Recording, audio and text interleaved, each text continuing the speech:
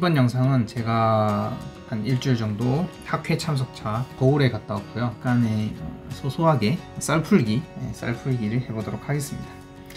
자, 출발하기 전에 저의 방이고요. 난장판이죠.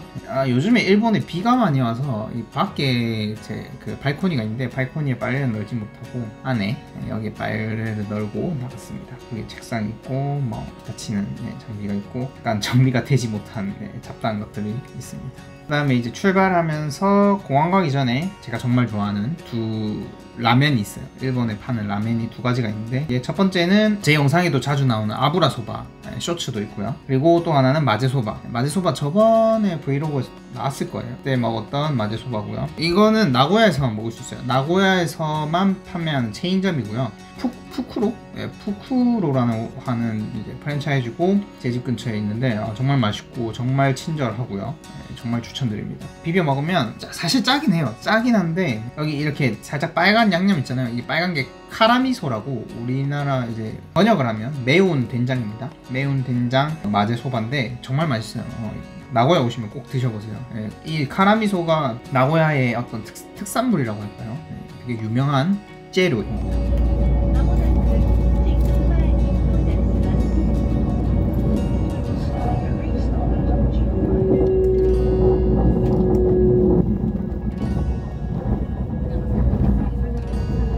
나고야 제가 사는 곳에서 지하철을 타고 환승을 해서 기차를 타고 공항에 도착했고요. 나고야 주부 공항, 나고야 국제공항은 주부 공항이고 터미널 2에서 이제 제가 탈 비행기인 제주항공은 주부공항 제2터미널에 있어서 제2터미널로 지금 가고 있고요. 제1터미널, 2터미널로 넘어가는 통로가 있습니다. 인천공항 1터미널, 2터미널이 굉장히 멀듯이 여기도 마찬가지로 좀 굉장히 멀리 떨어져 있습니다. 제2터미널에 도착하시면 바로 이제 항공사나 짐을 바로 맡기는 곳이 나오는 게 아니라 중간에 이런 푸드코트가 있어요. 이 옆에 전부 다 푸드코트고 이 반대편에는 편의점이 있고요.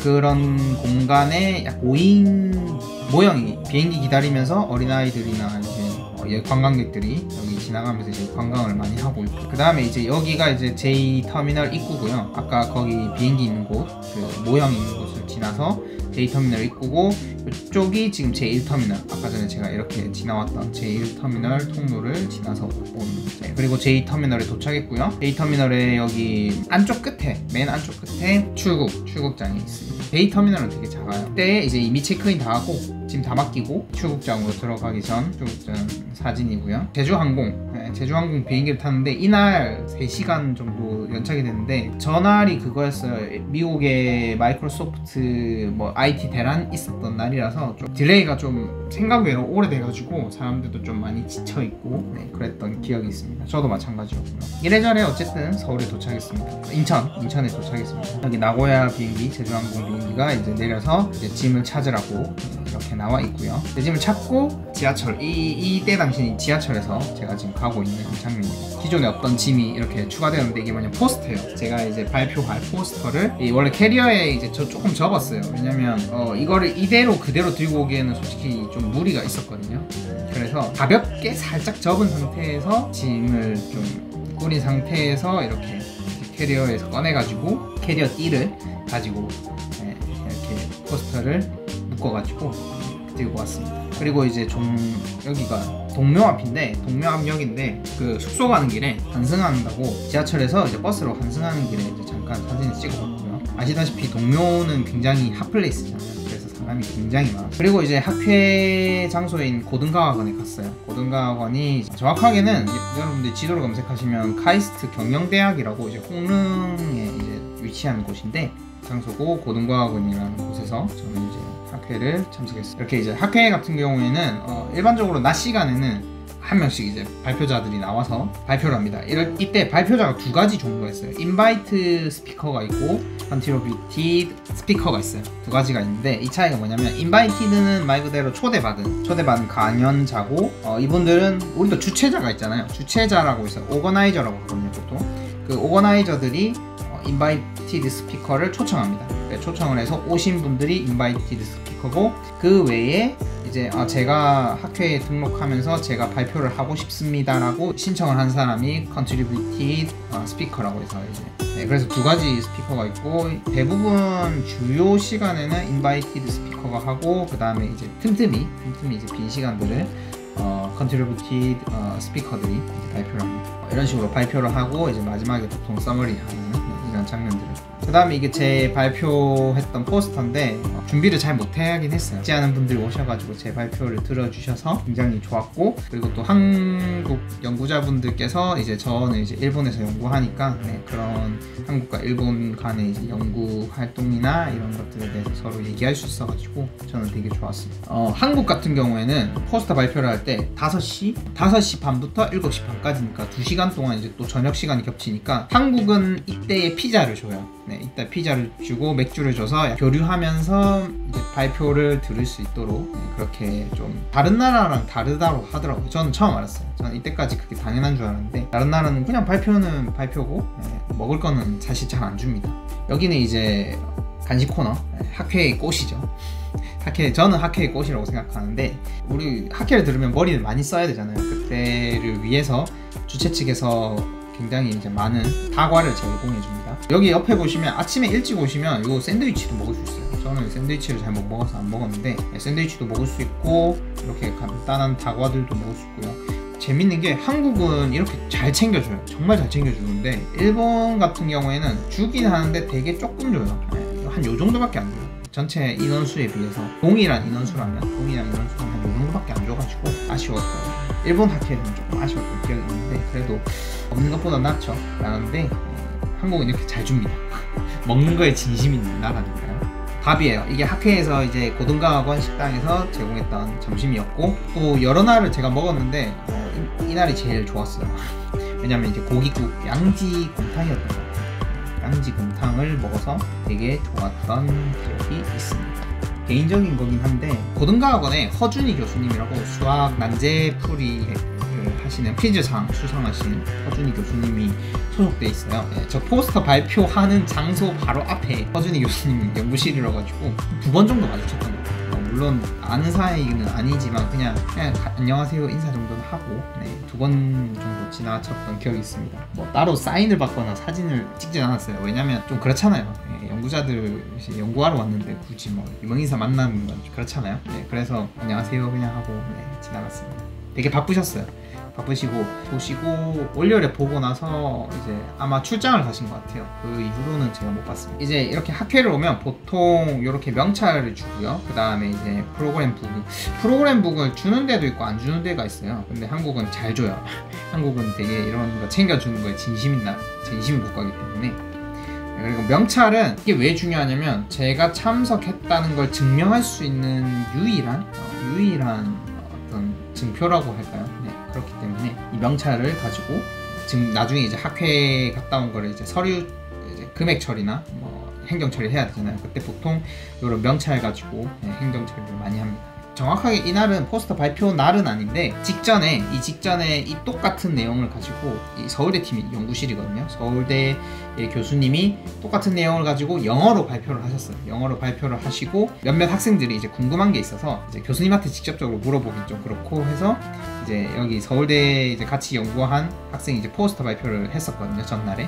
그래서 그 학생에게 이제 직접적으로 이제 물어보는 거죠. 어떤 내용이었던지 좀 디테일한 부분이나 좀 궁금했던 부분들을 더 질문하고 토론하는 것을 사진을 찍어봤어요. 보통 이제 학회 가면 이런 게 되게 흔한 장면이에요.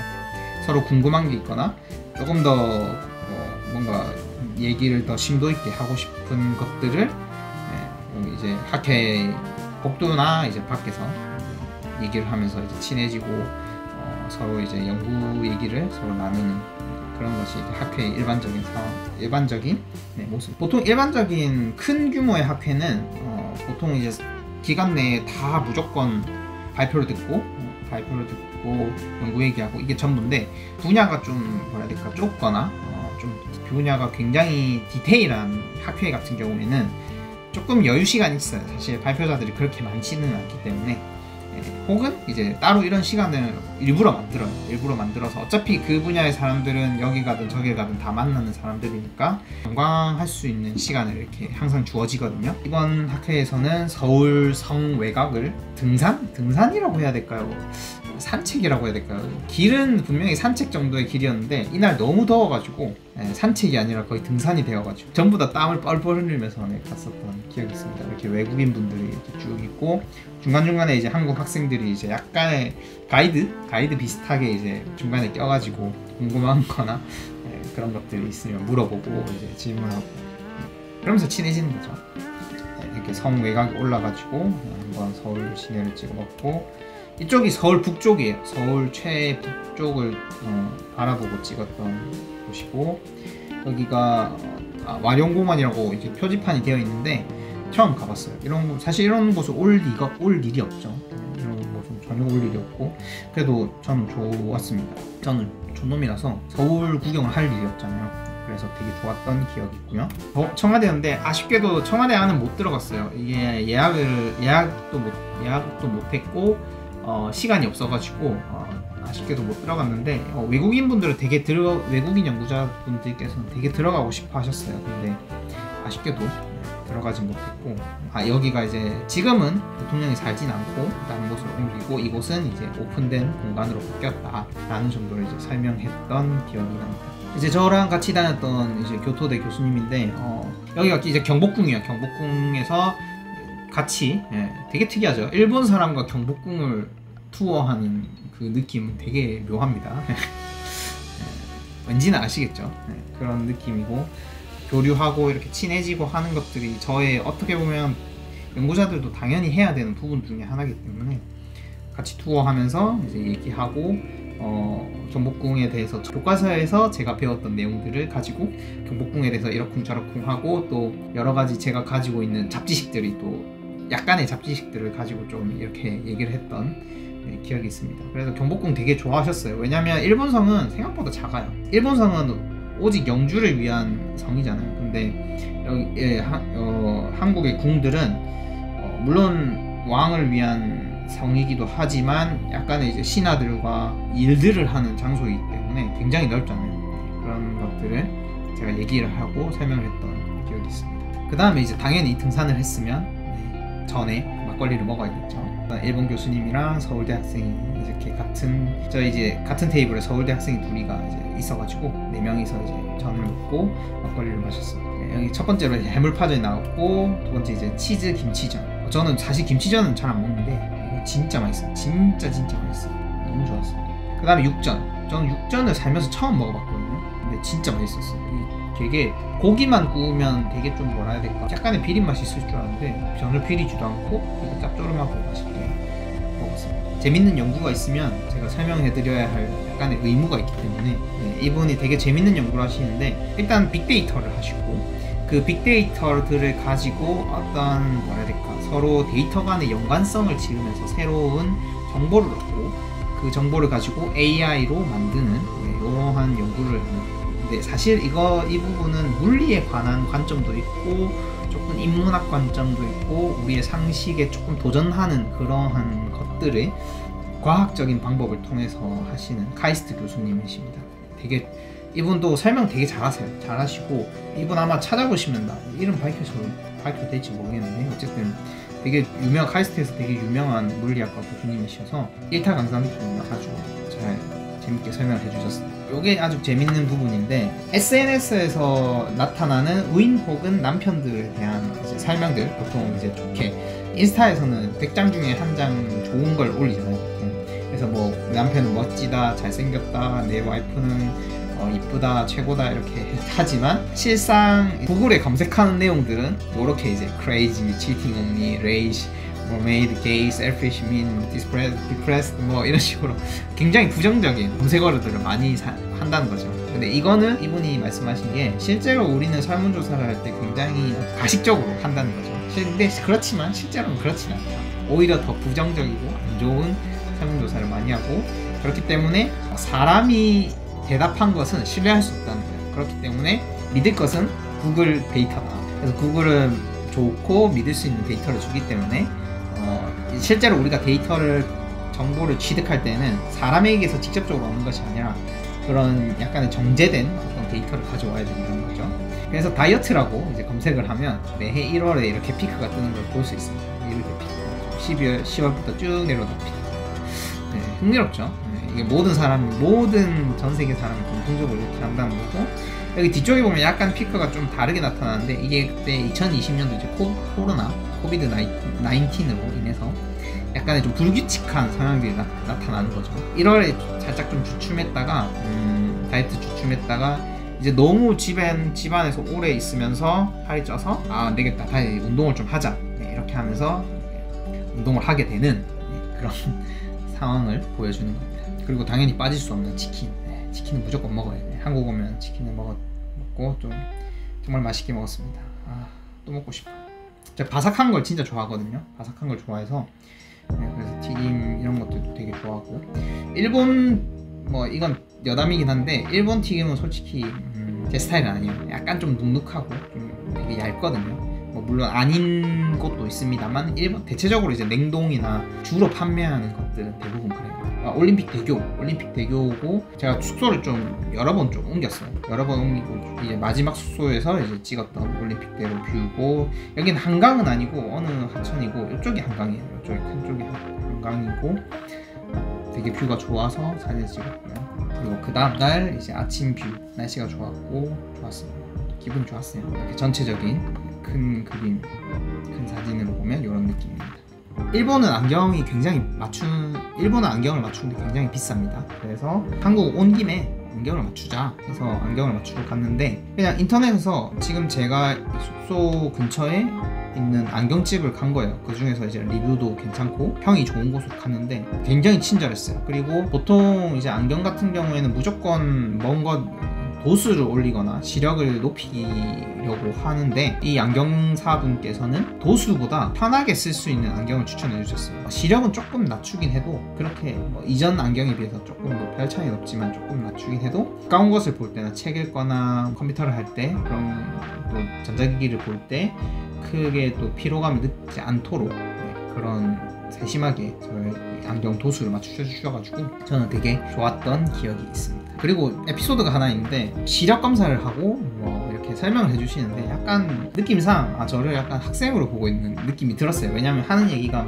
책상에 오래 앉아서 책을 읽고 컴퓨터도 오래 하고, 물론 다른 직업도 그런 게 많지만 대놓고 저한테 학생이시니까 그런 얘기를 하셨어요. 이런저런 얘기를 하는데 렌즈 깎고 이제 안경테 끼우고 그러고 안경을 써보는데 이제 어떻게 해서 여기 안경집을 오셨냐, 여기 사시는 분은 아닌 것 같은데, 그렇게 하시길래 저는 여기 학회 참석차 이제 한국에 와가지고 지나가는 길에 이제 안경집을 들렀다, 그렇게 말을 하니까 학회라고 해서 약간 놀라셨어요. 왜냐면 이제 저를 대학생? 저는 처음에 저를 대학생으로 보시는구나, 그 정도로 생각했는데 일본에서 산다고 이렇게 얘기를 했어요. 일본에서 살고 지금 이제 한국에 잠깐 왔다고 하니까 학생이 일본에서 혼자 산다고? 이게 약간 이상한 거예요. 그냥 저는 대학생이니까 당연한 걸로 생각했는데, 이제 알고 보니까 이 안경사 분께서 저를 고등학생으로 생각하신 거예요. 안경집 가면 보통 인적사항 이렇게 적잖아요. 인적사항이 이제 제 생년월일을 적었는데, 그 당시에는 생년월일 적을 때 별로 신경 안 쓰시다가 박사 후 연구원이라고 일본에서 일하고 있다니까 이제 제가 썼던 생년월일을 다시 보시는 거예요. 이제 계산을 하신 거죠. 제 생년을 보시고 제 나이가 대충 이 정도다라는 거 생각하시고 저한테 너무 고등학생처럼 보였다고, 너무 미안하다, 가볍게 얘기해서 미안하다 이런 느낌이었는데, 사실은 저 입장에서 너무 좋죠. 저는 너무 좋죠. 안경집이 너무 친절했고 안경테도 제가 원하는 스타일의 디자인을 찾아서 안경을 맞췄고 너무 좋게 안경을 맞췄던 기억이 있습니다. 고등학생 소리를 들어서 기분이 좋았다. 네, 그렇습니다.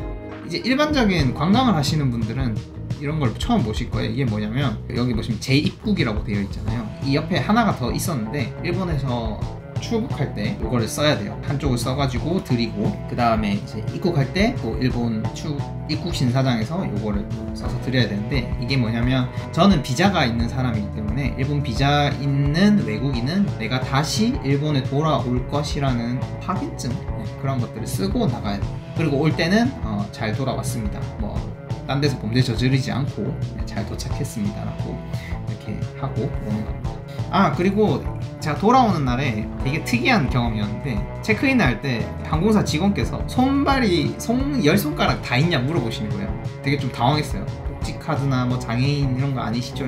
그런 걸 물어보시는 거예요. 네. 그래서 약간 헛웃음을 지었어요. 왜냐면 그런 걸 왜 물어보시지 했는데 알고 보니까 이제 비상구 좌석을 주신다고, 비상구 좌석을 주셔서 비상구 좌석에 대한 설명과 비상 사태를 위해서 그런 것들을 물어보셨는데 저는 몰랐죠. 그런 걸 몰라서 그런 경험이 처음이었어요. 손발이 정상적이니까 비행기 탈 때 그런 걸 물어보진 않잖아요. 그래서 어쨌든 이제 사인을 하고 그 티켓 뒤에다가 이런 걸 붙여줘요. 붙여주면 항상 티켓을 확인할 때마다 승무원분들께서 저한테 비상구 좌석이시니까 승무원분들의 지시에 잘 협조해주세요 라고 계속 들어요. 그 다음에 비행기 안에서도 설명을 해주세요. 비행기를 타러 이제 여기 게이트로 들어가고 있고요. 아까 말씀드렸다시피 비상구 좌석을 앉았고, 비상구 좌석을 앉으면 이렇게 바로 옆에 날개가 있어요. 비행기 날개가 있어서 좋았어요. 그리고 이제 비상구 좌석이 좋은 점이 이렇게 다리가 이 폭이 넓어서 정말 좋아요. 그래서 일부 손님들은 비상구 좌석을 달라고 막 하시는데 조건들이 까다로운 걸로 알고 있어요. 비상구 좌석은 넓은 게 최고다. 넓은 게 최고인 비상구 좌석. 그 다음에 이제 비상구 좌석 앞에 이제 보통 그 책자들 있잖아요. 그 책자 안에 보면 이제 비상구 좌석에 대한 안내 설명 책자가 있어서 이것도 한번 읽어봤고요. 저는 이런 거 되게 좋아해요. 약간 특별한 경험, 남들이 할 수 없는 경험들을 하는 거 되게 좋아하거든요.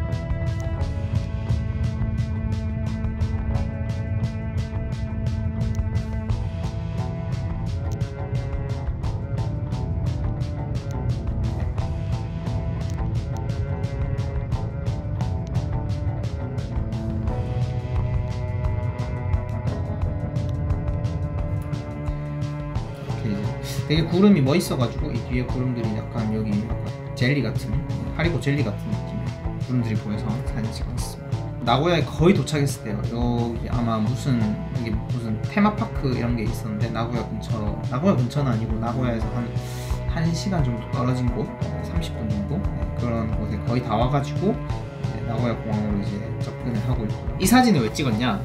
이렇게 줄이 서 있잖아요. 제가 왜 찍었냐면 저는 이제 일본 비자가 있는 사람이고 그리고 관광객이 아니기 때문에 이분들은 다 관광객이에요. 그렇기 때문에 저는 하이패스, 보통 일본에 입국하시면 보통 3개의 통로가 있어요. 첫 번째는 일본 국민, 일본 여권을 가지고 있는 사람, 두 번째는 이제 재입국, 아까 전에 말했듯이 비자가 있는 사람이 일본에 입국했을 때 들어가는 통로가 있고, 하나는 이제 관광객인데 이제 관광객들을 보시면 알겠지만 이렇게 많이 서 있죠. 그러니까 비행기가 많이 뜨고 사람들이 많이 내릴수록 이 줄은 점점 길어지겠죠. 근데 저는 하이패스 바로 라인 탈 수 있어서 아마 나고야는 이런 게 덜해요. 왜냐면 사람들이 많이 내리는 공항이 아닌데 도쿄, 오사카를 가시면 후쿠오카, 뭐 사포로 가시면 아마 이거의 한 최소 3배는 경험하실 거예요.